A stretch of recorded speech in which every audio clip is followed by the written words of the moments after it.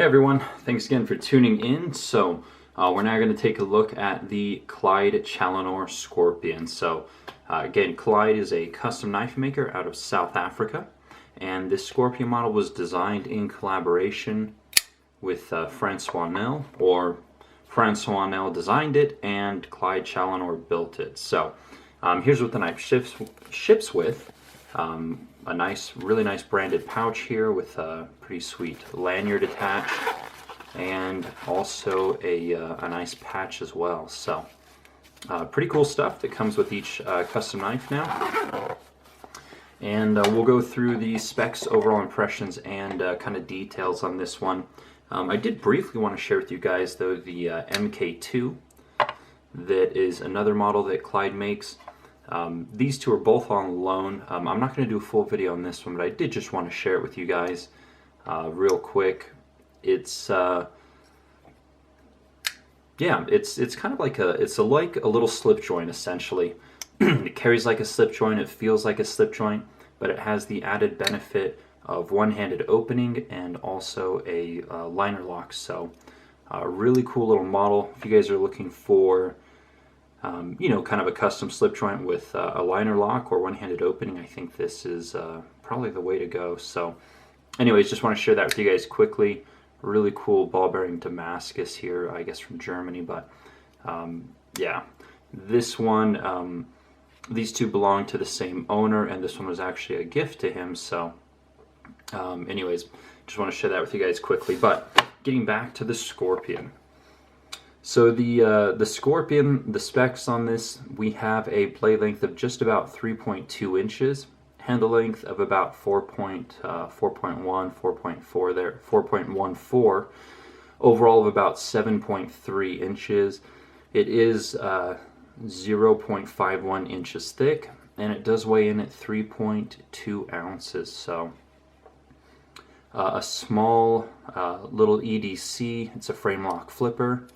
And it's just at that verge of still being completely functional while being as small as it can possibly be. So in terms of size, think about the Zero Tolerance 0450. That one is of a very comparable size. So if you guys have that one, it's pretty much going to fit in the hand the same way essentially, or feel the same in hand. This one has some differences, of course. Namely kind of the large finger choil here, which creates a very positive grip. So yeah, so kind of it's a newer design from Francois and Clyde there, and this one is kind of a pain in the ass to make, Clyde said. So there may only be up to 5 a year. Working with this small of an area, getting in your ball bearing system, the stop pin, getting the detent and everything dialed in such a small area is kind of a pain to do. So these ones will be quite limited, and he might have 1 or 2 at Blade Show this year. So anyways, that is it for the specs. Overall impressions, really well done, very ergonomic. In my extra large hands, I can get a full, very comfortable grip here. So just kind of a really nice little gem. Again, size-wise, very comparable with the ZT0450. So that knife has been tremendously popular for ZT. So I think there's a lot of interest in these smaller, fully functional EDC knives. I think a lot of people are moving away from kind of the monster 4-inch plus super thick pry bar type of builds, and they're really gravitating towards knives in this size. So good timing to bring out something in this size here. Yeah, I guess that's it for the overall impressions. Let me show you guys the flipping action on this thing. Nice and snappy. Really easy to flip and flip well. So yeah, very well done. So anyways, obviously a really nice etched damasteel here. Clyde really likes to really get some good contrast, so it sits in the acid a little bit longer. There is his logo, as we saw in the pouch.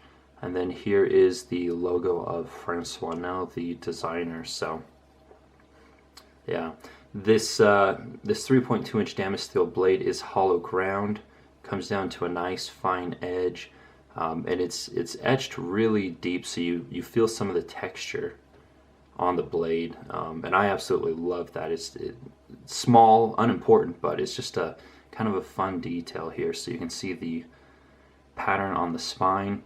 There is a small swedge that runs across the top here.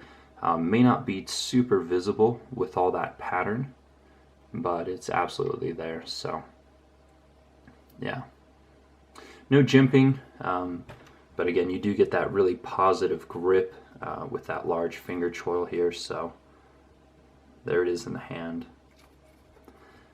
Flipper tab, very small, unobtrusive, a little bit of jimping across the top, so fairly easy to get to.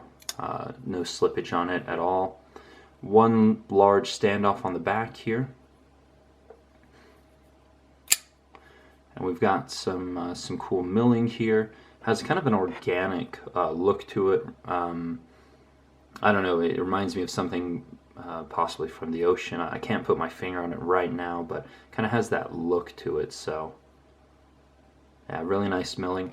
All of his knives are EDM wire cut, which is why you're getting such a small, clean, consistent cut line through here. In the past, he used to hand cut everything like with a bandsaw, but he's moved to wire EDM for the basic cutouts, just to keep things clean and consistent and as precise as possible. So he's a very detail-orientated maker, wants things to be perfect. So wire EDM is definitely the way to go. Here is the cutout for the lock bar, or for the, to access the lock bar. As you can see, there's some extra room here, so you can get to the lock bar fairly easily. No problems whatsoever. And the pocket clip, also Damascus steel.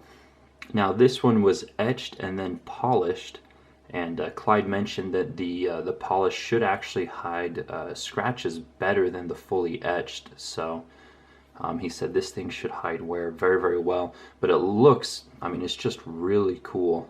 Taking a look at that etched and then polished pocket clip here. As you can see, there has been some additional milling here with like a ball end mill right at the base there, and that gives it more spring, and so the tension's not too tight. The screws are attached from the back, of course, and so you just see the kind of the two screw heads there, but you can't feel them.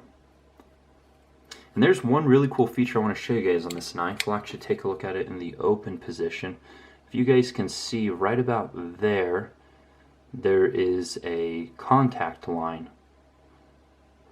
And that was actually created by an additional detent ball. If you're wondering, well, why is there a detent ball in that position? Let me see if I can show you guys real quick. There you go. You guys see that right there? So that's an additional detent ball that essentially prevents the lock bar from being pushed laterally. So what happens is, with a knife this small, when you go to disengage it, because of the size of the knife and the size of your hand, you actually tend to put pressure on the lock bar that way as you disengage. So what Clyde wanted to prevent was from the lock bar to actually be pushed in that direction, which may or may not compromise lockup down the line. So it does have that additional detent ball there to prevent that from happening. Really cool feature. I've never seen that before. Not to say that he's the first one who's ever done it, but again, I've never seen it before. So pretty cool. Alright, so I guess that's pretty much it for this little knife. Again, excellent fit and finish. Everything is very precise. Love the combination of materials. Love the ergos. So his books are closed still, but he is going to Blade Show, and he will have Blade 2016 at least. He will have in the neighborhood of about 20 different knives available. Some will be auction, some will be first come, first serve, I believe, and some will be lottery. So Should be chances throughout the 3 days of Blade there to hopefully get your hands on one of them, or at least handle his work and check it out. So yeah, I guess that's pretty much it. Thanks so much, guys, for tuning in. Hopefully you enjoyed this video, and more videos to come. Take care.